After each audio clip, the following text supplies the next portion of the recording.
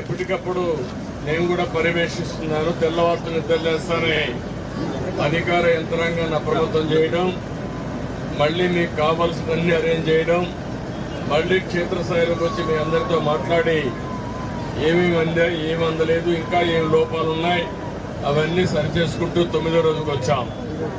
ఈరోజు అధికార యంత్రాంగం కూడా ఇక్కడే విజయానంద్, ఆయన కరెంటు విషయాలన్నీ చూసే సెక్రటరీ, ఆయన ఇక్కడే ఉన్నాడు. అదే మరి కీర్తి ఒక అమ్మాయి అయితే ఐఏఎస్ ఆఫీసర్ అయితే ఆవిడ కూడా ఇక్కడే ఉంది. అందరూ పొరదులోనే ఉన్నాం. మేము మీకోసరం 10 రోజుల నుంచి ప్రభుత్వంలో ఉండి అందరూ ఇక్కడే ఉండి మంత్రులతో సహా ఎమ్మెల్యేలు ఇక్కడే, పుల్లారావు మొన్నటి నుంచి ఇక్కడే ఉన్నాడు. అదే మరి అందరం కూడా ఇక్కడే ఉన్నాం.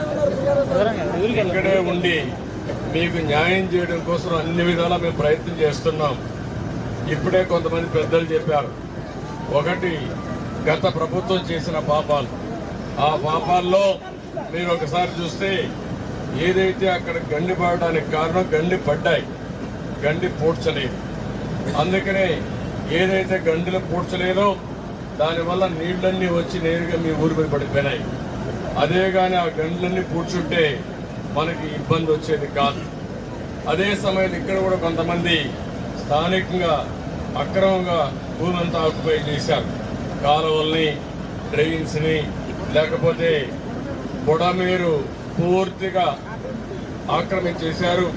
అక్రమ కట్టడాలు కట్టుకున్నారు, రిజిస్ట్రేషన్ చేసి అమ్మేసుకున్నారు కూడా.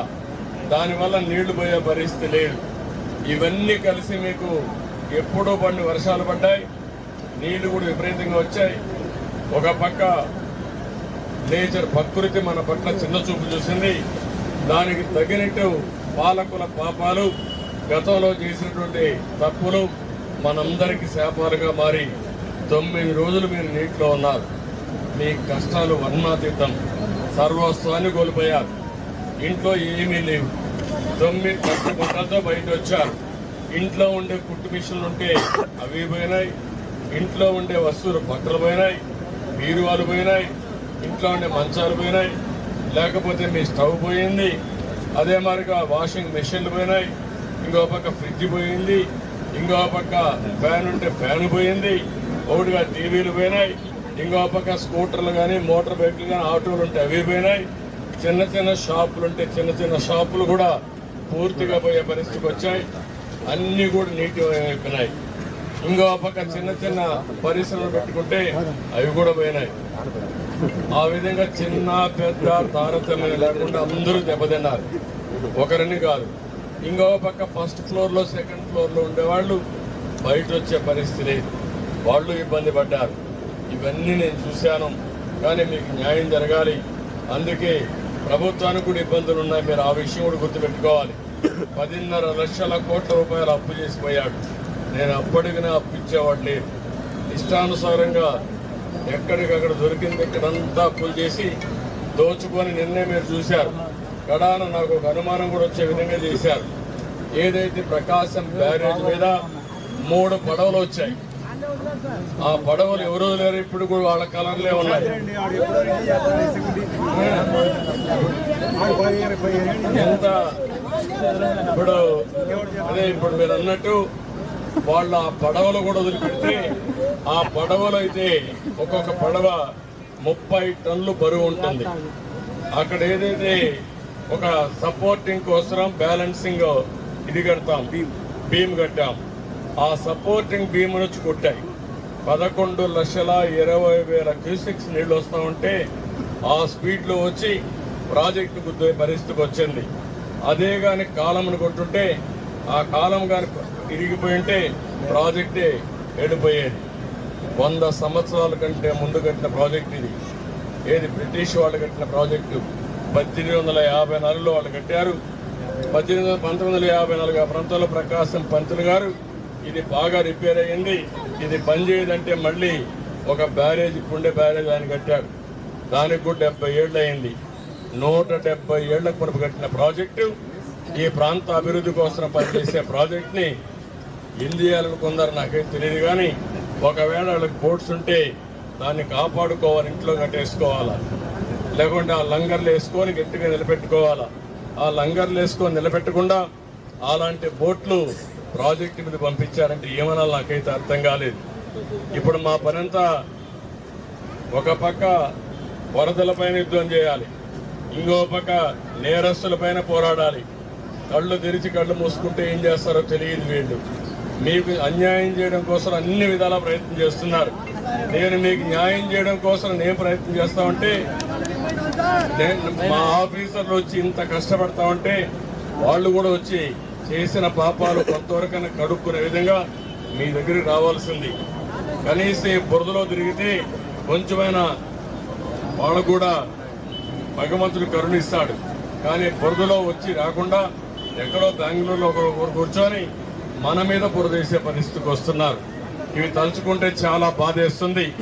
ఇలాంటి వాళ్ళు కూడా రాజకీయాల్లో ఉన్నారా అని మొట్టమొదటిసారి చూస్తున్నా. 50 సంవత్సరాల తర్వాత 45 ఏళ్ళు చూశాను. ఎవ్వరు కూడా వీలైతే సహాయం చేసేవాళ్ళు, వీలు కాకపోతే నోరు మూసుకొని ఉండేవాళ్ళు. కానీ వీళ్ళు అడ్డం పడడం మాత్రం చాలా దుర్మార్గం. మీరు ఆ సాక్షి పేపర్ చూస్తూ ఉంటారు. నిద్ర లేస్తే విషయం కప్పుతున్నారు, విషయం కప్పే పరిస్థితికి వచ్చారు.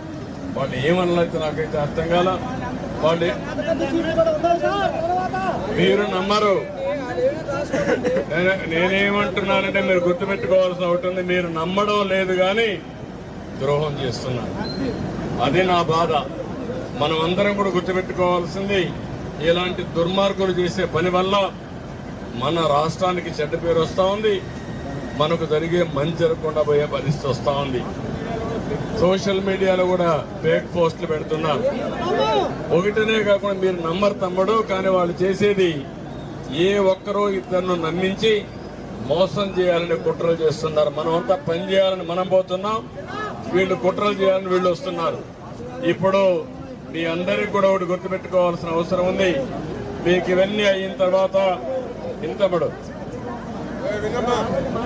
ఇవన్నీ అయిన తర్వాత మనందరికీ ఇంకా కొన్ని సవాళ్లు ఉన్నాయి.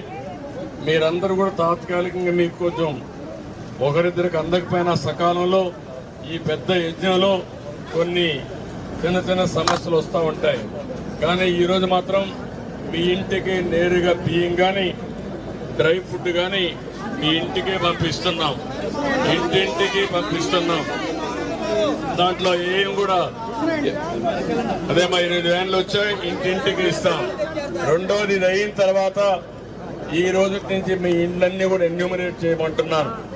గ్రౌండ్ ఫ్లోర్లో ఎవరున్నారు, ఫస్ట్ ఫ్లోర్లో, సెకండ్ ఫ్లోర్లో ఎవరున్నారు, మీ గ్రౌండ్ ఫ్లోర్లో ఉండి ఏమి నష్టపోయారు, ఫస్ట్ ఫ్లోర్లో ఉంటే కార్లు కానీ ఆటోలు కానీ లేకపోతే మోటార్ బైక్లు కానీ ఏం నష్టపోయారో అవన్నీ రికార్డ్ చేయమంటున్నాం.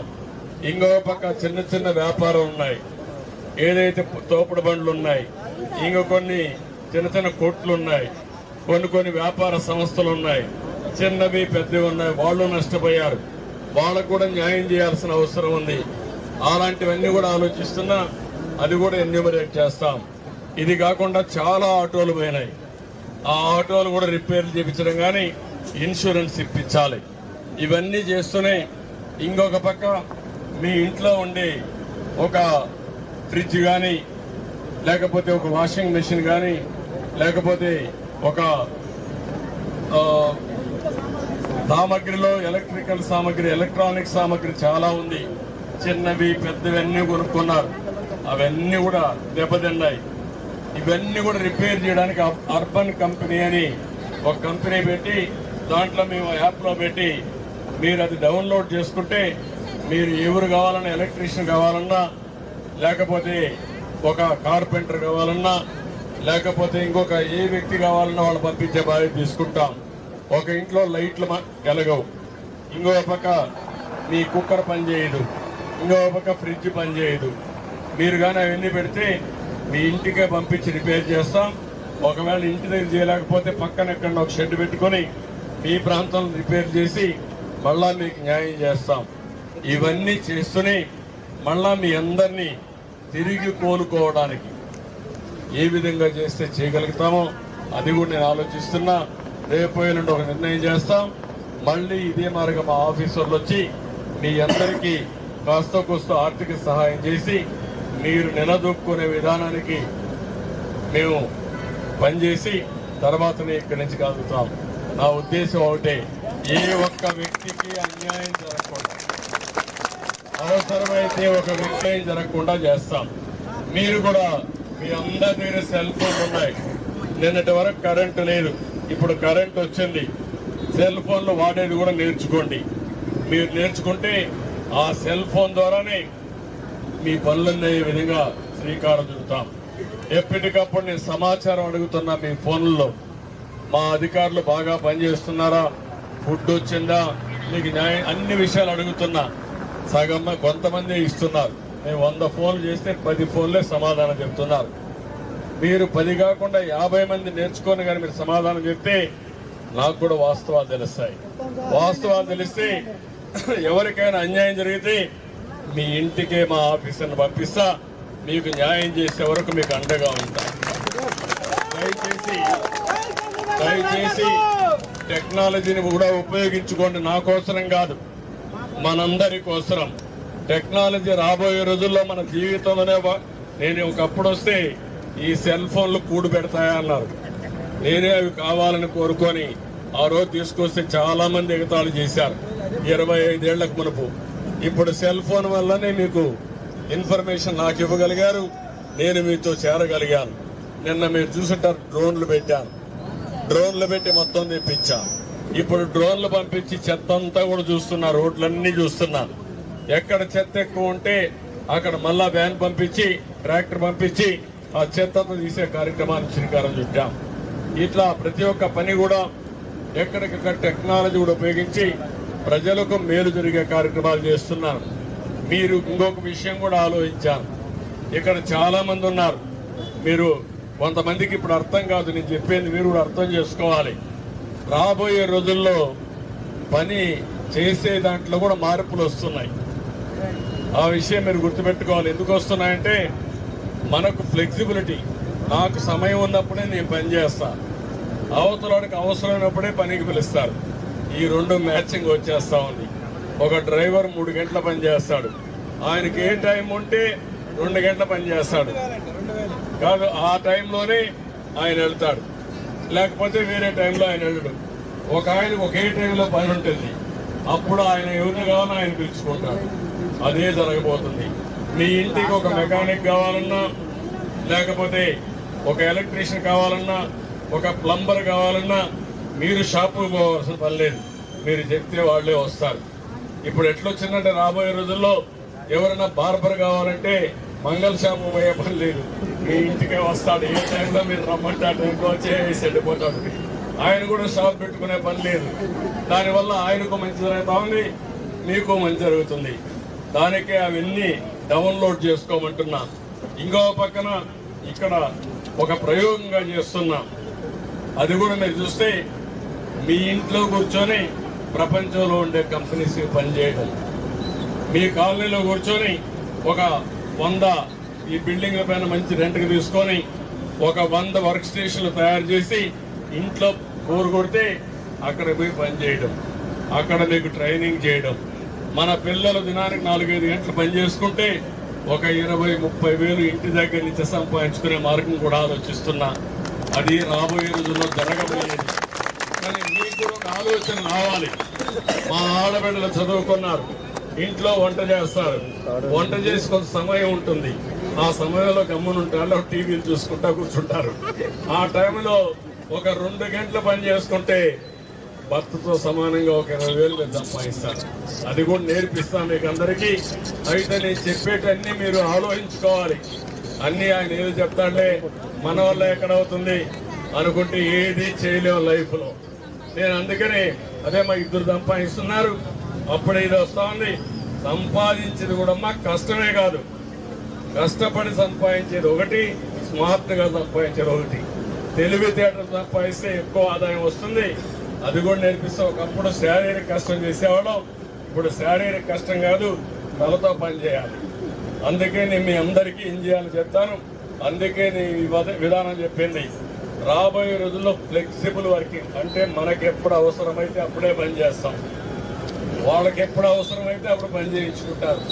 మొత్తం అన్నీ కూడా ఆన్లైన్లోనే అయిపోతూ ఉంటాయి. ఫిజికల్గా కూడా పోవాలి. ఈరోజు కార్ డ్రైవర్ ఉన్నాడు, ఆన్లైన్లో కాదు, కారు డ్రైవరే పోవాలి. బస్తా మొయ్యాలి, బస్తా మోయాలంటే మనిషే మోయాలి, కానీ దానికి కూడా మళ్ళీ రోబోస్ కూడా వస్తాయి. నిన్న మీరు చూశారు, డ్రోన్ పెట్టారు. డ్రోన్ పెట్టి ఏం చేశారు, ఆ బిల్డింగ్ అంతా ఉంది, ఆ పైకి పోవాలి, ఆ పైకి మోయలేము కాబట్టి ఇవ్వలేదు. ఇక్కడ నుంచి ప్రోగ్రాం పెట్టి ఆహార పట్ల వాడికి పంపించారు. రేపు రాబోయే రోజుల్లో ఈ బిల్డింగ్ మీద కూర్చొని మొత్తం ఈ సిటీ అంతా కూడా సగానికి సరఫరా చేయొచ్చు. ఆ బిల్డింగ్ పోవాల్సిన పని లేదు. ఇప్పుడు మందు కొడుతున్నాం, ఇది బ్లీచింగ్ కానీ ఇవన్నీ కొడుతున్నాం. దానికి కూడా 15 మంది పనిచేసి ఒక డ్రోన్ పనిచేస్తుంది. అన్ని కూడా అది కూడా ఉపయోగిస్తున్నాం. ఇంకో పక్కన మొత్తం ఫోటోలు తీస్తున్నాం. ఫోటోలు తీసి నేరుగా శానిటేషన్ స్టాఫ్ పంపిస్తాం. వాళ్ళు వచ్చి క్లీన్ చేస్తారు.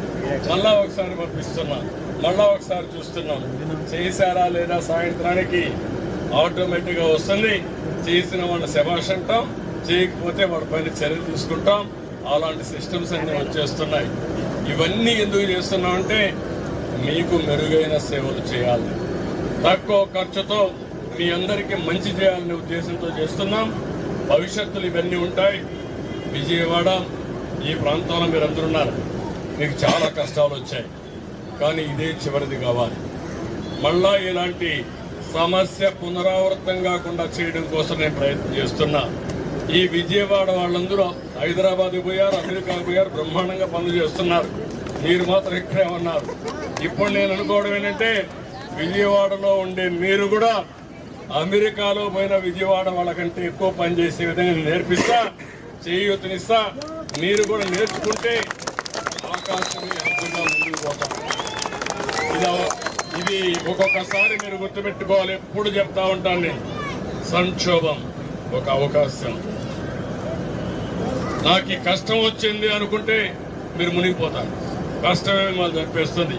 ఓకే, మనిషికి రాకపోతే ఎవరికి కష్టాలు వస్తాయి. మొదటి రోజు నేను వచ్చాను ఇక్కడికి, మీ అర్థనాదాలు చూశాను, నాకే అర్థం కాలేదు. ఒక పక్క గండ్లు పూడ్చకపోతే నీళ్లు వస్తానే ఉంటాయి, ఇంకో పక్క ఊరంతా నీళ్లు, మీకు తిండి లేదు, మీరందరూ కూడా ఇబ్బందుల్లో ఉన్నారు. ఒక పక్క మీకు తిండి పెట్టాలంటే ఆఫీసర్లు వచ్చే పరిస్థితి లేదు, వాహనాలు రాలేని పరిస్థితి. దానికి ఏమేం చేయాలనో డ్రోన్తో సహా హెలికాప్టర్లు కూడా వాడారు.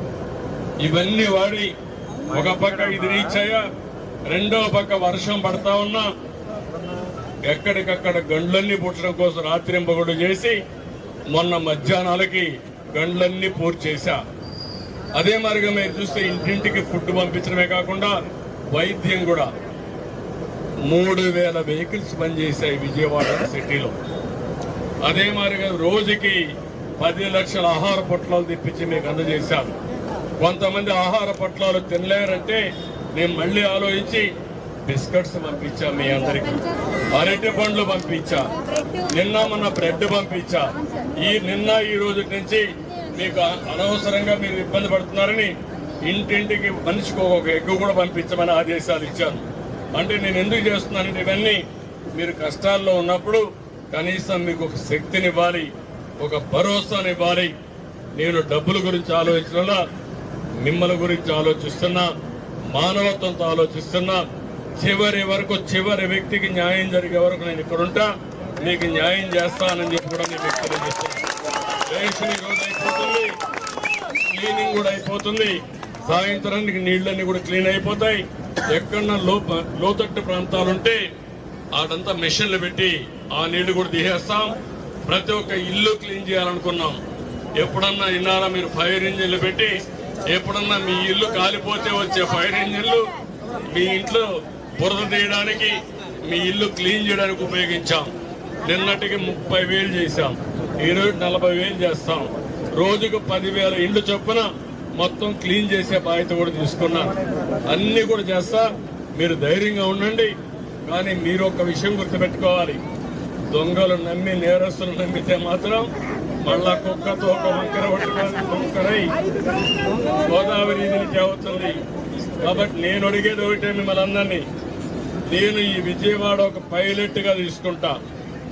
మీకు తీవ్రమైనటువంటి అన్యాయం జరిగింది, ప్రకృతి మీ పట్ల చిన్న చూపు చూస్తుంది, పాలకుల పాపాలు మీకు శాపాలుగా మారాయి.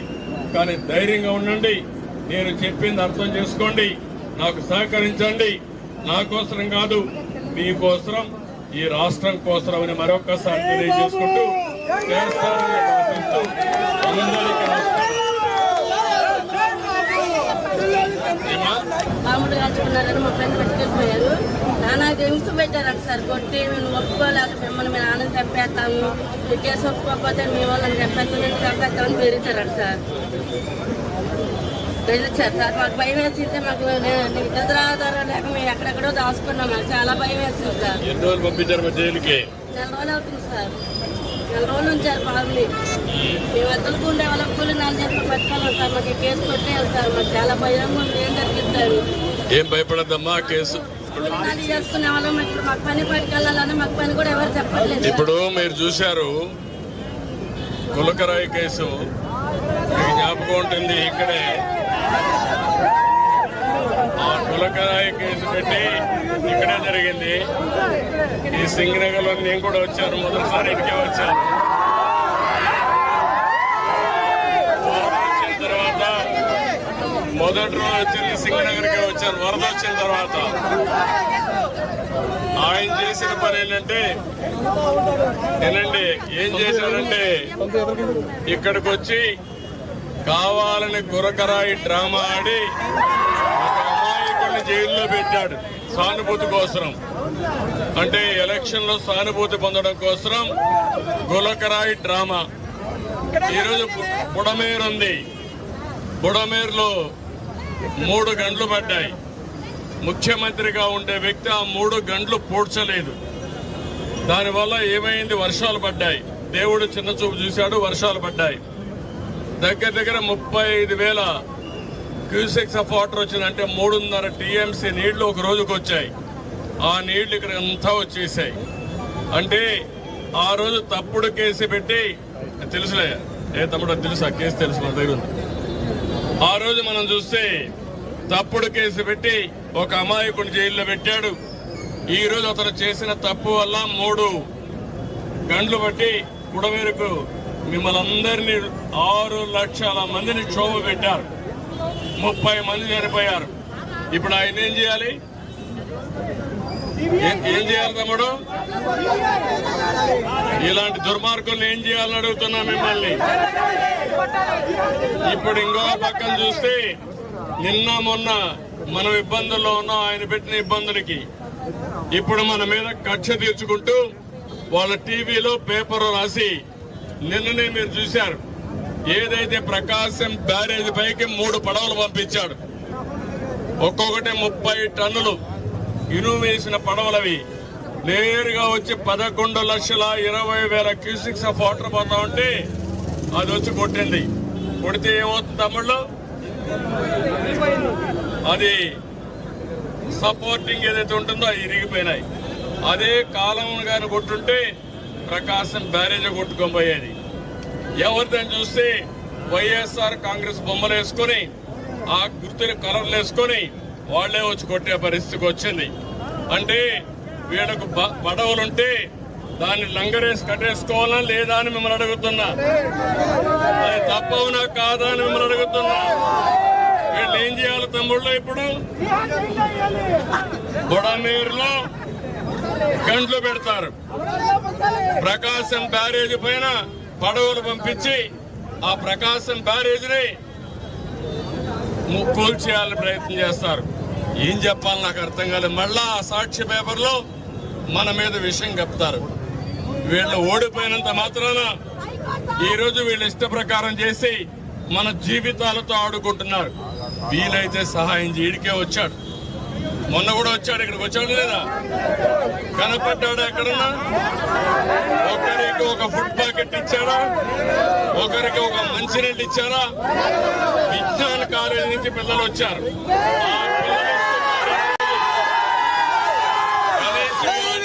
చేశాడా?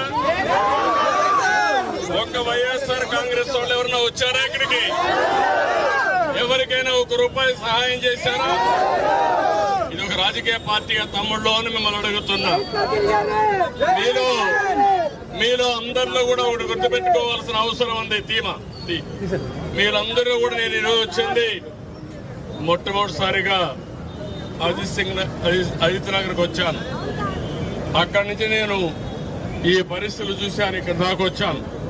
అది చూసిన తర్వాత ఇది సిచ్యువేషన్ నాకు అర్థమై నేను ఆ రోజు నిర్ణయం చేసుకున్నాను, మళ్ళీ మీరందరూ కోలుకునే వరకు ఇక్కడి నుంచి కదలకూడదని నేరుగా కలెక్టరేట్కి వెళ్ళి బస్సులో ఉండి 9 రోజులుగా పర్యవేక్షిస్తున్నా. నేను 3-4 సార్లు ఇక్కడికి వచ్చాను, మిమ్మల్ని అందరినీ పరామర్శించాను, 4-5 సార్లు వచ్చాను.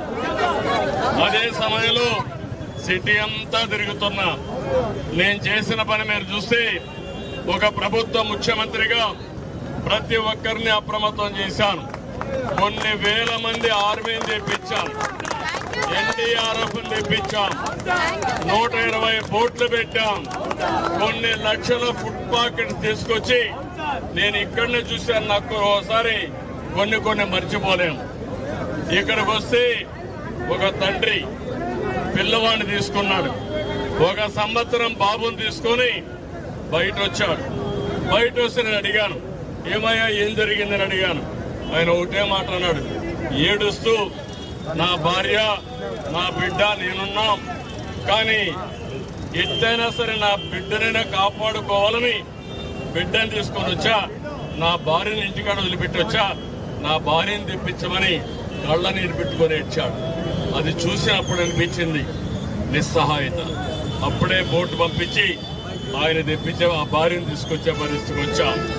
ఒక తల్లిని చూశాను నేను, ఒక ఆడబిడ్డను చూస్తే నేరుగా తండ్రి చనిపోయాడు, డెడ్ బాడీ వచ్చింది, కానీ నిస్సహాయ స్థితిలో ఉంది. బాడీని తీసుకుపోకుండా ఒకటే పోతే మంచిది కాదని ఆ కష్టాల్లో కూడా నా తండ్రిని నాకు అప్పచెప్పండి, నేను అంత్యక్రియలు చేయాలి, నేను రుణం తీర్చుకోవాలని ఒక ఆడబిడ్డ కళ్ళ నీళ్ళు పెట్టుకుంటే వాళ్ళు పంపించే పరిస్థితికి వచ్చా. ఇలాంటి ఒక సంఘటన కాదు, ఎక్కడ చూసినా బాధాకరమైన సంఘటనలు జరిగాయి. 4-5 రోజులు ఈ పక్కనే వచ్చాను. వచ్చినప్పుడు కొంతమంది అయితే కనీసం వాళ్ళు అడిగింది నాకైతే ఇప్పుడు కూడా జ్ఞాపకం ఉంది, మీరు ఏమీ చేయక్కర్లేదు, మాకు మంచినీళ్లు పంపించండి. 4 రోజులుగా మా పిల్లలు మంచినీళ్ళు అడిగితే ఇవ్వలేకపోతున్నాం, దండం పెట్టి మీ కాళ్ళు పట్టుకుంటా మంచినీళ్ళు ఏమని అడిగే పరిస్థితికి వచ్చాడు. అక్కడి నుంచి రాత్రింబగుళ్ళు పనిచేసి ఎంత డబ్బులైనా పర్వాలేదు మిమ్మల్ని ఆదుకోవాలని ముందుకొచ్చా. అవన్నీ చేశా. 9వ రోజు ఇంకో థ్యాంక్ యూ అమ్మా. ఆ రోజు మీరు ఇంకో పక్కన చూస్తే ఆ గండ్లు పడిపోయిన దానిపైన ఒక పక్క వర్షం పడతా ఉంది, అక్కడ పోయే దారి లేదు, అది క్లోజ్ చేయలేకపోతే నీళ్లు వస్తూనే ఉంటాయి. నీళ్లు వస్తే మిమ్మల్ని ఏమీ కాపాడుకునే పరిస్థితులు లేవు. అందుకనే మళ్ళీ మనుషులు పెట్టి ఆర్మీలో ఉండే ఇంజనీరింగ్ డివిజన్ ఉంటే వాళ్ళు కూడా పిలిపించి ఆ గండ్లు పూడ్చే కార్యక్రమానికి ప్రారంభించాం. మొన్నే గండ్లు పూడ్చగలిగే రామానాయుడు ఒక మంత్రిగా అక్కడే ఉన్నాడు.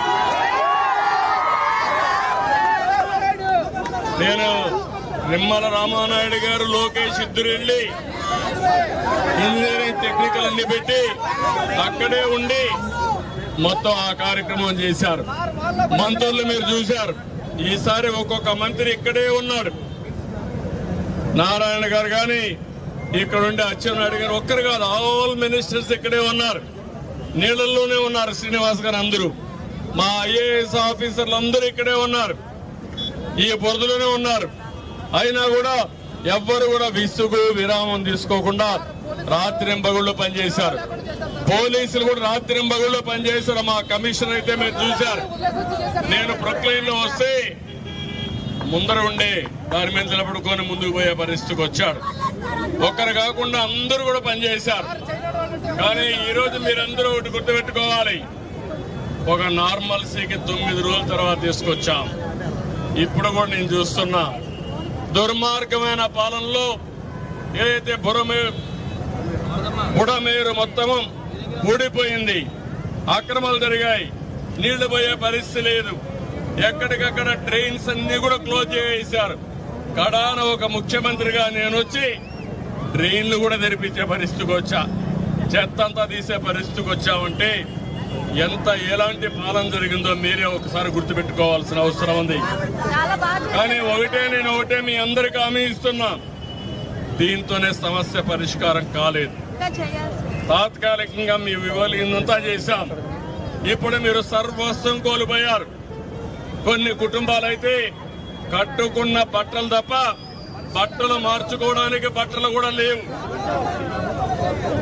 అది చూస్తే చాలా బాధేస్తుంది. ఇప్పుడే మా కలెక్టర్కి మళ్ళా చెప్పాను, వీలైతే ఒక్కొక్క ఇంటికి ఒక పేరైనా సరే బట్టలు ఇస్తే కనీసం బట్టలు మార్చుకుంటారు, లేకుంటే అది కూడా చేసుకోలేకపోతున్నారని ఇప్పుడే చెప్పాను. ఒక 40,000 50,000 ఎక్కడ దొరికితే అక్కడ తీసుకొచ్చి రేపటికి కనీసం ఒక జత బట్టలన్నా మీకు ఇవ్వాలి, ముందుగా ఇచ్చేయాలని చెప్పి చేస్తున్నా. ఇది అయిన తర్వాత అన్నింటికంటే ఈరోజు నిత్యావసర వస్తువులన్నీ ఇచ్చాం. అదే మాదిరిగా డ్రై ఫుడ్ కూడా మొత్తం ఇస్తున్నాం. ఇది కాకుండా 2 రూపాయలకు 5 రూపాయలకు 10 రూపాయలకి కూరగాయలు కూడా అందుబాటులో పెడుతున్నాం. ఇంకా తెప్పిస్తా, ఇంకా ఇస్తా, మీకు ఎవ్వరికి ఇబ్బంది లేకుండా చేస్తాం. ఇది అయిన తర్వాత మీ అందరికి ఒక విషయం చెప్పాలి. అందరి దగ్గర సెల్ ఫోన్లు ఉన్నాయా లేదా? ఇప్పుడు కరెంట్ కూడా వచ్చిందా లేదా? ఛార్జ్ కూడా చేసుకోవచ్చా లేదా? అయితే మిమ్మల్ని అడిగేది ఒకటే, మీ ఇంట్లో గ్యాస్ ఉంది, స్టవ్ కాలిపోయి బాగా నీళ్ళల్లో పోయింది. అదే మరిగా మీ ఇంట్లో ఏదైతే ఫ్రిడ్జ్ ఉంది అది కూడా పోయింది, వాషింగ్ మిషన్ పోయింది, ఇంకా కూడా టీవీ పోయింది. ఇప్పుడే మా తమ్ముడు చెప్పాడు, జిరాక్స్ మిషన్లు పోయినాయి. ఇంట్లో ఉండే వస్తువులన్నీ ఎలక్ట్రానిక్స్ కానీ ఇంకా కూడా ఒకసారి చూస్తే కార్లు పోయినాయి, ఆటోలు పోయినాయి, స్కూటర్లు పోయినాయి. అదే మాదిరిగా ఏవైతే మోటార్ బైకులు పోయినా అన్ని పోయినాయి.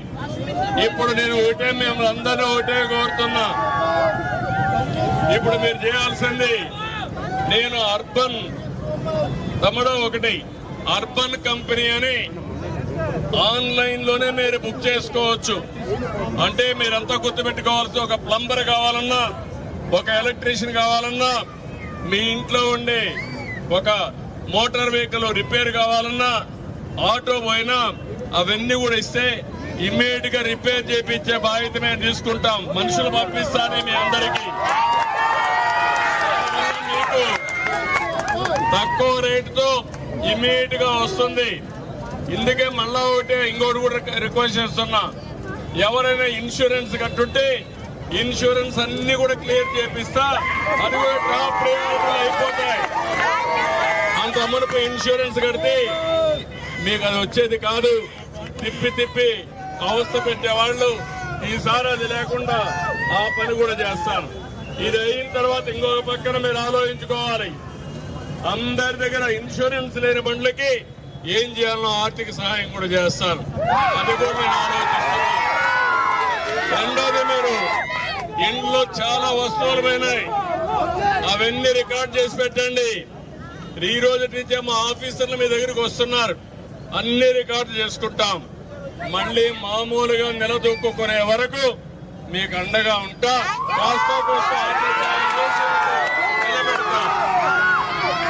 చిన్న షాపులు పోయినాయి, తోపుడు బండ్లు పోయినాయి, థర్డ్ పార్టీ ఇన్సూరెన్స్ ఉంది, ఇలాంటి అనేక సమస్యలు ఉన్నాయి. అవన్నీ కూడా పరిష్కారం చేస్తాం. కానీ ఒక్క విషయం మిమ్మల్ని అడుగుతున్నా, మీ దగ్గర ఫోన్లు పెట్టుకొని నేను ఏదైనా ఒకటి అడిగితే మీరు సమాధానం చెప్పడం లేదు. కొంతమందికి తెలియడం లేదు, కొంతమంది తెలిసినా బిజీగా ఉన్నారు.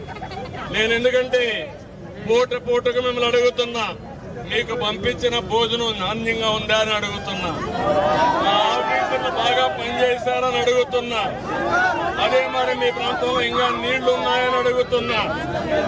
ఇవన్నీ ఎందుకు అడుగుతున్నానంటే, మీరు సమాచారం ఇస్తే మా కంట్రోల్ రూమ్ నుంచి మా అధికారులకు చెప్పి ఇంకా మెరుగైన సేవలు అందించడానికి ఈ యొక్క సర్వేలన్నీ నేను చేస్తున్నాను. అది కూడా మీరు చేయండి. రెండోది కూడా ఇంకొక విషయం అడుగుతున్నా మిమ్మల్ని అందరినీ. ఇప్పుడు మీకు సెల్ ఫోన్ ఉంది, మీ సెల్ ఫోన్ ని మీరు వాడుకునేది ఇప్పుడంతా ఫోటోలు తీసుకోవడానికి వాడుతున్నారు, వీడియోలు తీయడానికి వాడుతున్నారు, లేకుంటే మీరు మాట్లాడాలంటే మాట్లాడుతున్నారు. కానీ ఆ సెల్ ఫోన్ తో ఇంకా చాలా పనులు చేయొచ్చు మీకు. ఇప్పుడు ఒక నిమిషం, ఆ సెల్ ఫోన్ వల్ల మీరు చాలా పనులు చేయొచ్చు. నేను ఒకటే అడుగుతున్నా, ఒకప్పుడు సెల్ ఫోన్ కావాలా వద్దంటే చాలా మంది ఎగతాళి చేశారు, సెల్ ఫోన్ భోజనం పెడుతుందా అని. ఇప్పుడు ఆ సెల్ ఫోన్లు అందరికీ ఉన్నాయి, భార్య భర్తకున్నాయి, కొడుకుంటే కొడుకుంది, ఇంట్లో 5 మంది ఉంటే 5 మందికి ఉంది. అయితే చిన్న పిల్లలకు కూడా వచ్చింది. కానీ ఆ సెల్ ఫోన్ ఉపయోగించుకోవడంలో మాత్రం మీరు పూర్తిగా ఉపయోగించుకోవడం లేదు. భవిష్యత్తులో నాలెడ్జ్ ఎకానమీలో మీరు గుర్తుపెట్టుకోవాలి. ఎవరైనా పని చేయాలంటే మీకు సమయం ఉన్నప్పుడే పని చేసుకునే అవకాశం వస్తుంది. ఎవరైనా కానీ పనికి కావాలి అని మెసేజ్ పెడితే వాళ్ళకి అవసరమైనప్పుడే మనుషులు వస్తారు. ఉదాహరణ చెప్తున్నా, ఒక మంగళతను కావాలంటే ఒకప్పుడు షాపు పోవాలి, ఆయన టైం ఉన్నప్పుడు మీరు వెయిట్ చేయాలి పోయి అక్కడికి. ఇప్పుడు అవసరం లేదు, మీరు ఆన్లైన్ లో మెసేజ్ పెడితే బార్బర్ మీ ఇంటికే వస్తాడు, మీకు ఎప్పుడు టైం ఉంటే అప్పుడే వస్తాడు. అంటే ఇప్పుడు ఆయనకు కూడా ఒక లాభం, ఇంట్లో షాపు పోయే పని లేదు, ఇంట్లో నుంచి స్కూటర్ వేసుకుంటాడు, ఎవరికి అవసరమైతే వాళ్ళ ఇంటికి పోయిందేసి మళ్ళా ఇంటికి వస్తాడు. ఇప్పుడు డ్రైవర్లు ఉన్నారు, ఒకప్పుడు ఫుల్ టైం డ్రైవర్లు ఉండేవాళ్ళు, ఇప్పుడు డ్రైవర్లు కూడా 2 గంటలకే వస్తారు, 3 గంటలకు వస్తారు, 4 గంటలు పార్ట్ టైం పని చేస్తారు. అలాంటి సిస్టమ్ అంతా ఆన్లైన్ లో వచ్చేసింది. అందుకనే మీరందరూ గుర్తుపెట్టుకోవాలి, మా ఆడబిడ్డలు ఉన్నారు, చదువుకున్నారు, ఇంట్లో ఉంటారు, ఏం పని చేయాలో తెలియకుండా వంట పనికే పరిమితం అవుతారు. ఇప్పుడు ఇంట్లో కూర్చొని ఖాళీగా ఉన్నప్పుడు 3 గంటలు కంప్యూటర్ లో పనిచేస్తే ఒక 20,000 30,000 రూపాయలు సంపాదించుకోవచ్చు మగవాళ్ళతో సమానంగా.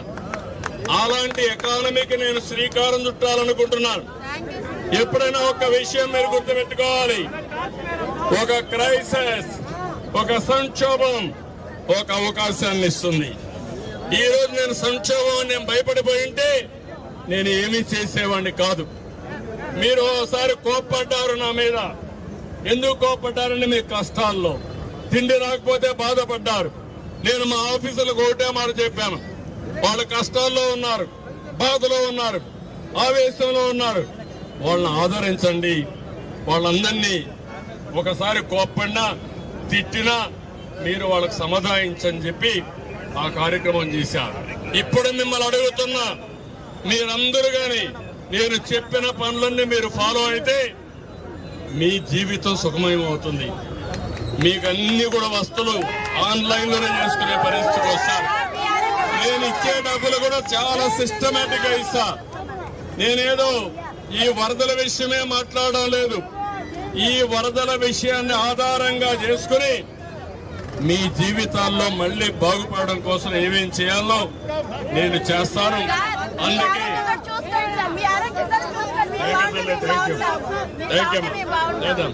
అదే చేస్తాను. ఆ తమ్ముడేదో పెద్ద ఎగిరి పడుతున్నాడు, ఏం మాట్లాడతారు చూద్దాం.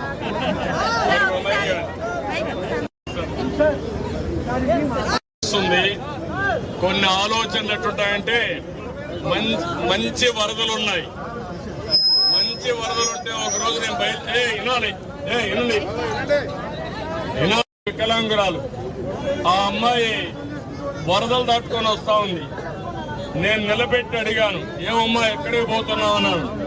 సార్ బంధువుల ఇంటికి వచ్చాను, మా ఊరు పక్కన ఈ రోజే లాస్ట్ డేట్ అన్నారు పెన్షన్ తీసుకోవడానికి, కాబట్టి నేను పెన్షన్ కోసం పోతున్నానని. అంటే ప్రాణం కూడా లెక్క పెట్టుకోకుండా వరదల్లో పెన్షన్ కోసం వెళ్ళింది. ఆ విషయం నేను చెప్పాను కానీ చాలా మందికి అర్థం కావడం లేదు. పెన్షన్ రాకపోతే, ఈ నెల రాకపోతే నెక్స్ట్ మంత్ తీసుకోవచ్చు, ఎవరికి ఆలోచన వద్దు, చేసే బాధ్యత మాది. బుడమేరు ఆపరేషన్ కూడా స్టార్ట్ అవుతుంది తొందరలోనే.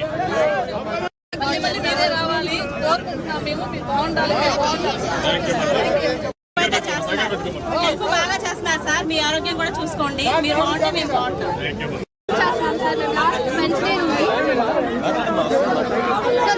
Vignan university students last week Wednesday నుండి మేము కంటిన్యూస్ గా 10 buses లో వర్క్ చేస్తున్నాం సార్. రేపటి నుండి సర్వే వర్క్స్ కూడా స్టార్ట్ చేస్తున్నాము. అండ్ 86 వార్డ్ మొత్తం కిట్స్ కూడా రెడీ చేస్తున్నాం సార్ డ్రెస్సెస్ ఇవ్వడానికి. మేము కిట్ లో ఒక 7 items ఇంక్లూడ్ చేసి మొత్తం అంతా రెడీ చేసాం సార్. ఆ కిట్స్ కూడా వస్తే అవి కూడా డిస్ట్రిబ్యూట్ చేస్తున్నాం సార్. కంటిన్యూగా 1 week నుంచి ఓకే, థ్యాంక్ యూ. ఇప్పుడు మీరు చెప్పినట్టు ఇక్కడ షేక్ జానీ MA ఎకనామిక్స్ వీళ్ళు ఏదైనా అవుట్ సోర్సింగ్ జాబ్ ఇప్పించమని రిక్వెస్ట్ చేస్తారు.